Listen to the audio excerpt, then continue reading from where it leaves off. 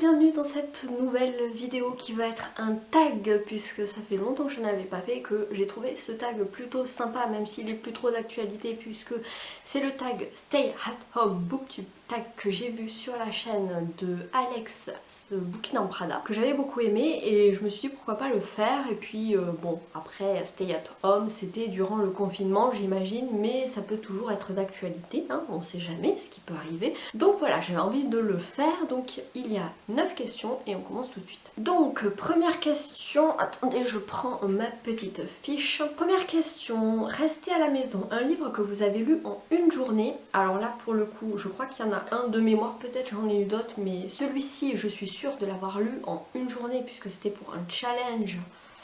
Je crois que c'était le challenge des 4 maisons de Zoé. Donc c'est Hygiène de l'assassin d'Amélie Nothomb, aux éditions Point. Amélie Nothomb, de toute façon c'est une autrice que c'est facile de lire ses livres en une journée, ça se lit super bien, c'est toujours des petits romans. Et dans celui-ci on va suivre un romancier, prix Nobel je crois, prix Nobel de littérature, qui est un vieux monsieur de 83 ans et qui est vraiment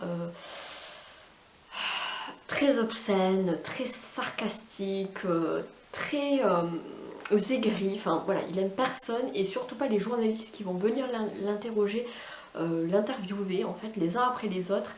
Ils vont se faire jeter, malmener par ce vieux monsieur, sauf une journaliste, une femme, qui va réussir à percer sa carapace et découvrir son secret. Et c'était hyper génial, hyper haletant. Voilà, j'avais beaucoup aimé ce livre et je l'ai lu en une journée, même une après-midi. Question de le grignotage, votre plaisir coupable littéraire préféré. Alors, j'ai pas vraiment de plaisir coupable puisque j'assume à peu près toutes mes lectures, même je pense que j'assume toutes mes lectures. Et du coup j'avais quand même envie de parler d'Agatha Christie parce que serait un tag sans Agatha Christie, la reine du polar. Là j'ai pris Drame en 3 actes aux éditions Le Mas, mais voilà, tous les Agatha Christie sont géniaux et pour moi c'est toujours un plaisir de lire des enquêtes d'Agatha Christie, donc plaisir coupable. Pas vraiment coupable. Question 3, Netflix, des sagas que vous avez envie de commencer. Question difficile, mais je pense que... Alors j'en ai pas du tout dans ma pile à lire, donc je vous mettrai une image par ici.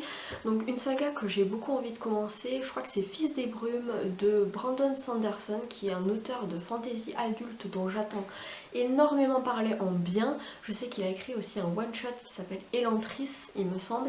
Alors je sais pas par lequel il vaut mieux commencer, mais j'ai très envie de découvrir cet auteur qui est plébiscité par beaucoup de gens, qui est un peu une référence du moment dans le genre de la fantasy adulte. Donc voilà, si vous connaissez Brandon Sanderson, n'hésitez pas à me donner un conseil pour savoir par lequel commencer, parce que voilà, c'est vraiment un auteur que j'ai très envie de découvrir. Question 4, Grand Ménage, le livre qui traîne depuis une éternité dans votre pile à lire. Et alors là, il y en avait plein, mais j'ai choisi Vipère au point de Hervé Bazin. Là c'est une vieille édition du livre de poche. Le livre, je crois que je l'avais récupéré dans des vieux livres de mes parents, etc. Et ça fait plusieurs années qu'il traîne dans ma pile à lire. Et je sais pas si c'est le côté un peu vieillot. D'habitude ça me gêne pas les livres d'occasion, les pages jaunies et tout, mais je n'arrive pas à le sortir et je pense que c'est une question de timing. Voilà, ça n'a pas été le bon moment.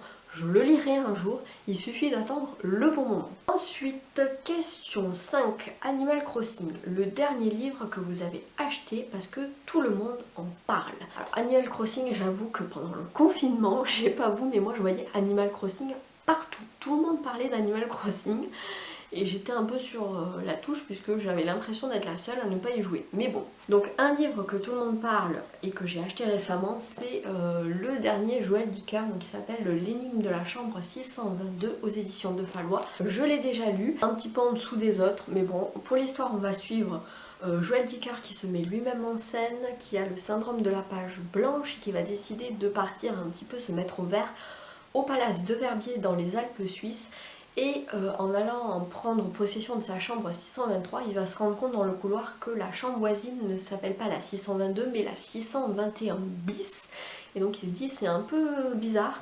Et avec sa voisine donc de chambre qui occupe la 621 bis, Ils vont se lancer dans une enquête pour découvrir pourquoi est-ce que la 622 s'est faite renommer 621 bis. Livre dont tout le monde parle en ce moment, en tout cas je le vois fleurir partout sur les réseaux sociaux et je pense qu'il était très attendu puisque c'est du Joël Dicker et que Joël Dicker ça se vend plutôt bien. Ensuite, question 6, soyons productifs, un livre marquant, instructif qui vous a fait forte impression. Alors là je ne l'ai pas en ma possession puisque je l'ai prêté à ma mère qui est en train de le lire. Je vous mets la couverture ici, c'est Sorcière, la puissance invaincue des femmes de Mona Chollet aux éditions Zone et c'est un essai féministe qui retrace un petit peu l'histoire de la chasse aux sorcières et tout ce que cela implique sur la condition féminine et le patriarcat, tout ça. Comment est-ce que les femmes ont été chassées parce qu'elles étaient indépendantes, célibataires, comment est-ce que c'est mal vu aussi de vieillir, comment voilà, il y a ce culte de la jeunesse, du corps parfait, etc. qui est comment dire, fortement recommandé, non c'est un euphémisme, la maternité, etc.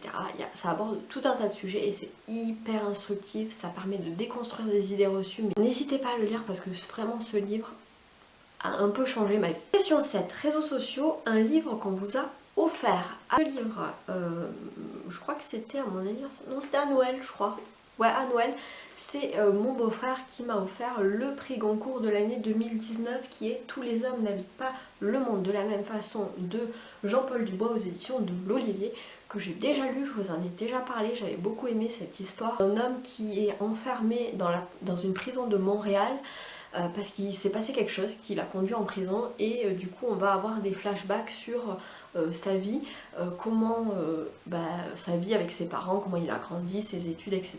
Et puis aussi son métier de gardien, de concierge d'un immeuble et jusqu'à ce qu'il arrive, qui l'a conduit en prison et c'était vraiment cool. Et puis j'ai beaucoup aimé aussi son co-détenu qui me faisait mourir de rire. N'hésitez pas à le lire si vous ne l'avez toujours pas lu. Question 8. Prendre soin de soi, un livre lumineux qui fait du bien. Je pense que vous allez me prendre pour une tarée pour cette question-là, parce que je vais vous mettre un thriller, un roman policier. Alors c'est pas trop le genre de livres qui popellent up, qui font du bien, qui sont lumineux parce qu'il y a quand même des meurtres. Mais pour moi la saga de Camilla Lackberg avec Erika Falk et Patrick Edstrom, pour moi c'est vraiment des livres doudous, c'est jamais des coups de cœur, c'est jamais des claquasses, mais je passe toujours un super moment à Fjällbacka. Je crois que ça se prononce comme ça.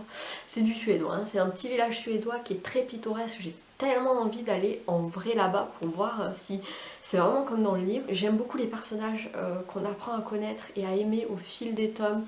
Là, je sais plus, c'est le tome 9, Le gardien de phare. C'est dans les collections Babel Noir de chez Actes Sud. J'adore cette saga, tous les tomes, c'est vraiment des petits livres doudous que j'aime bien lire. Je passe toujours un bon moment. Il y a un côté un peu hygge, je crois qu'on dit comme ça, ce côté un peu nordique me plaît beaucoup, même si ça parle de meurtre et d'enquête et tout, mais pour moi c'est vraiment le côté cocooning. Je vous avais dit, vous allez me prendre pour une folle, mais bon. Et enfin, la dernière question, les futures sorties littéraires qui vous font de l'œil. Alors je vais vous en citer une, c'est le tome 5 de Miss Peregrine et les enfants particuliers de Ramson Ritz, qui va sortir, je crois, au mois d'août, le 26 août, si je ne dis pas de bêtises, et que j'ai très envie de lire, puisque j'ai adoré les 4 premiers tomes. Et c'est une saga que j'aime beaucoup. Du fantastique jeunesse avec ces photos qui sont parsemées dans le livre et qui sont un petit peu, qui apportent vraiment une touche particulière, une ambiance particulière au récit et qui en font un objet livre magnifique. J'ai très hâte que ce tome 5 sorte enfin en librairie au mois d'août. Voilà, c'en est tout pour ce petit tag, j'espère qu'il vous aura plu, n'hésitez pas à le reprendre. Je vous mettrai toutes les questions dans la barre d'infos, donc n'hésitez pas vraiment à le reprendre sur votre blog, sur votre chaîne Booktube, sur votre compte Bookstagram ou même en commentaire si jamais vous n'avez rien de tout ça. Voilà, j'espère que ça vous aura plu, n'hésitez pas à mettre un petit pouce en l'air si c'est le cas, à aller voir une de mes dernières vidéos et à vous abonner si c'est toujours pas fait. Et en attendant la prochaine vidéo, je vous souhaite évidemment de très bonnes lectures et je vous dis à bientôt. Ciao!